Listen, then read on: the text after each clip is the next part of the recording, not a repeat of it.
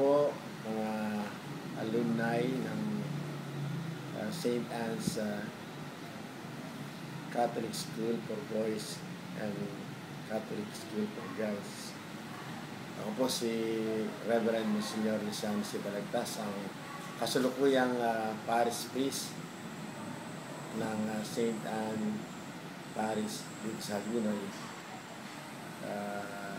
Pinaabot ko po ang aking pagbati sa inyo ng mga produkto ng St. Anne's Catholic School for Boys and for Girls. Nawa po ang inyong paninirahan sa malayong lugar katulad ng Estados Unidos ay maging isang paraan ng ating pagpapaabot ng mabuting balita sa ating mga kapwa Pilipino at sa mga kasamahan nyo din sa Estados Unidos, sapagkat kayo ay tinubog at produkto ng isang katolikong paaralan. Umaasa ko na dala-dala pa rin nyo ang gospel values na ipinula sa inyong puso at isipan nung kayo ay nagsisipag-aral pa rito sa Hagunoy.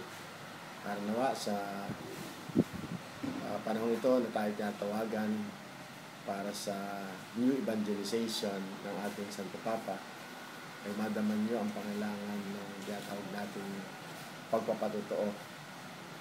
Sabi nga ay during these days, we need more witnesses rather than teachers.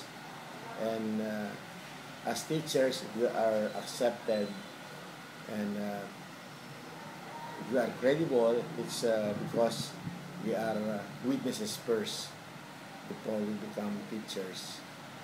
Maligayang bati po at haray maging masaya, mabunga ang inyong reunion bilang mga alumni ng St. Anne's Catholic School for Boys and for Girls. Magandang umaga po at mabuhay po kayong lahat dyan at manatiling mga